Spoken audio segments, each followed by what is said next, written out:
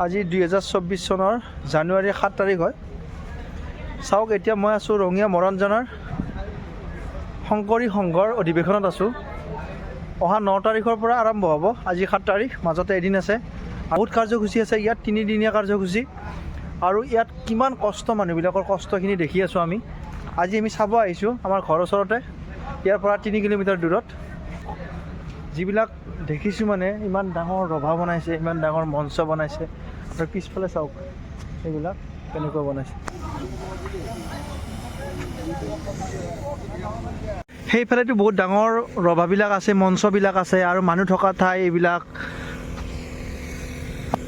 500 মিটাৰমান দূৰতহে main road আছে, তাৰ পৰা সোমাই আহিব লাগে। এইখন ডাঙৰ পথাৰ হয়।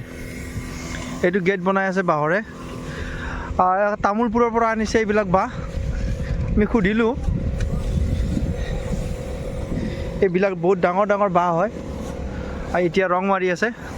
আৰু আজি বহুত ৰাতিলৈ কৰিব কাম তেখেতসকলে। মই সুধিলোঁ বহুত ৰাতিলৈ কৰিব, কাৰণ কি কালি একদম ফিনিচিং কৰিব লাগিব এই গেটটো। এইটো খৰচা বহুত হৈছে।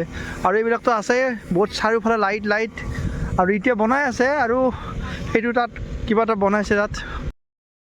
মোৰ পিছফালে গেটটো মই দেখুৱাই দিছোঁ। আৰু এইখন বহুত ডাঙৰ মঞ্চ হয়, প্ৰায় 100 মিটাৰমান দীঘল হ'ব। আৰু বহলটো কমচে কম 40 মিটাৰমান বহল হ'ব এইখন। কেনে পালি? কিবা এটা ৰিভিউ দি কিবা এটা ৰিভিউ দি বহুত ভাল লাগিছে। এইটো মৰাণজনৰ, এইটো আমাৰ শংকৰদেৱ সংঘৰ অধিৱেশন, বহুত ভাল লাগিছে। আৰু ইয়াতে ডাঙৰ ডাঙৰ মঞ্চ বনাইছে এইবিলাক।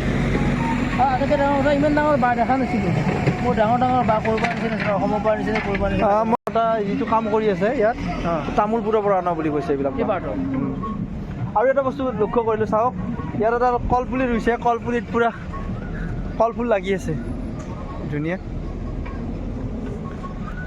আৰু মই কালি যাম, কালি ৰাতি মোৰ ফ্লাইট আছে, আৰু সেইকাৰণে চাব আহিলোঁ।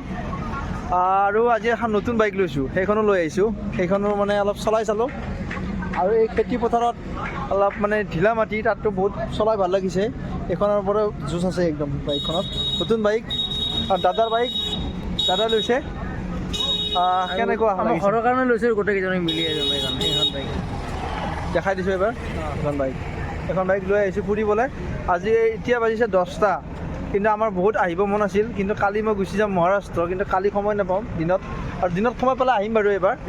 দিনৰ পৰা আহিব চেষ্টা কৰিম আমি। তথাপিতো বনাই থকাৰ যিটো মজা, বনাই থাকিলে চাব আহি যেনেকুৱা মজা, ক'ত মানুহবিলাক কি কৰি আছে আমি আৰু চাই লওঁ বাৰু ক'ত কি আছে। আমি চোৱাই নাই, যাওঁ আগৰ ফালে যাম আমি এতিয়া।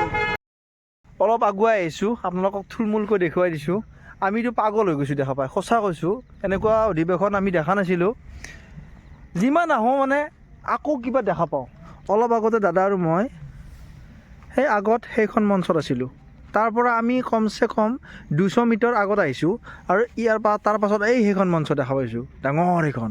তাৰপাছত 100 মিটাৰ আগত আহিছোঁ, এইখন ডাঙৰ মঞ্চ। চাওক কিমান ডাঙৰ, মানে কি ক'ম আপোনালোকক। মই ভিডিঅ'ত হয়তো আপোনালোকে গম নাপাব, বহুত ডাঙৰ এৰিয়া, বহুত ডাঙৰ মানে। আৰু চাওক ইয়াৰ পাছত আৰু ক'ৰবাত 200 মিটাৰ আগুৱাই গৈ এই চাওক, এয়া কিমান মানে ঘৰ বনাই থৈছে, কিবা ডাঙৰ ডাঙৰ ঘৰ।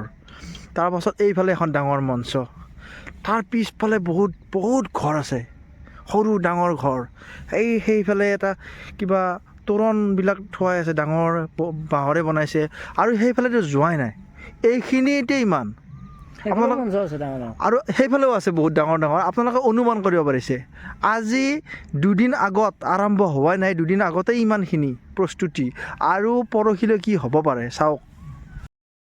আল্টিমেট নেক্সট লেভেল হয় অধিৱেশন। আমি দেখিছিলোঁ আগতে, কিন্তু এনেকুৱা ইমান বিশাল আয়োজন কেতিয়াও দেখা নাই। তই দেখিছিলি নেকি? নাই মই আগতে এনেকুৱা মই দেখা নাই। আগতে এনেকুৱা অধিৱেশন দেখিছোঁ, ইমান ডাঙৰ দেখা নাই। এইবাৰ প্ৰথম দেখিছোঁ ইমান বিশাল তাৰমানে অধিৱেশন।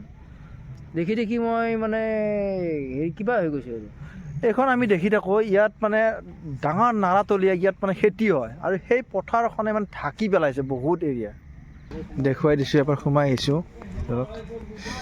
চাওক বাঁহৰে বনাইছে চব। ওপৰৰ ফালে ক'তো বৰষুণ মাৰিলেও পানী নপৰে। এইবিলাক পূৰা তম্বু টানি দিছে চব।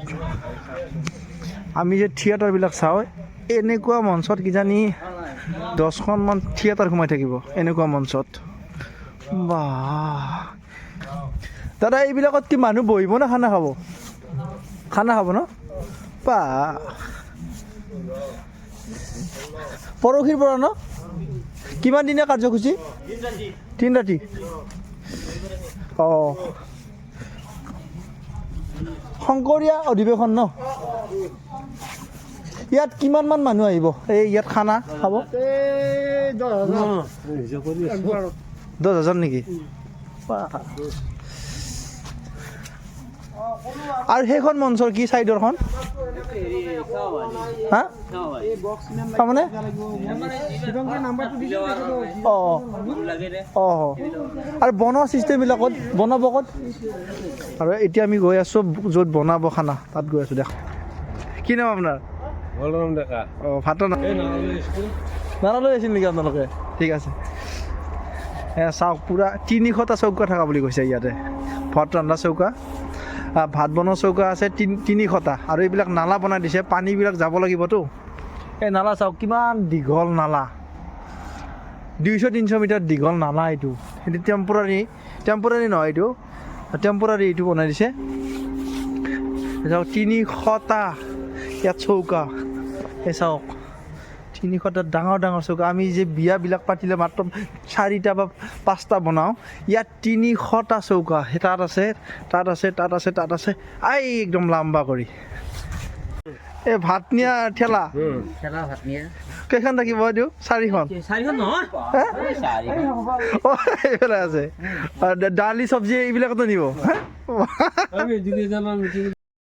ডাঙৰ বস্তু চাওক এইবিলাক হৈছে ঠেলা আৰু এই ঠেলাবিলাকত কি নিব জানানে এই খৰি নিনিয়ে বা মাটি নিনিয়ে ইয়াত নিব চব্জি ভাত দালি এইবিলাক মাজে মাজে সোমাই দিব এই ৰভাৰ মাজে মাজে সোমাই এইবিলাক বাটিব ভাত চব্জি মই প্ৰথম দেখিছোঁ ঠেলাৰে বটা এই ঠেলা আৰু ফ্ৰী চলি থাকিব 3 দিন ফ্ৰী আৰু পিঠা লাড়ু দিব বুলি কৈছে দিন ৰাত চলি থাকিব বুলি কৈছে ষ্টক ৰুম চব্জি ৰখা আছে ইয়াতে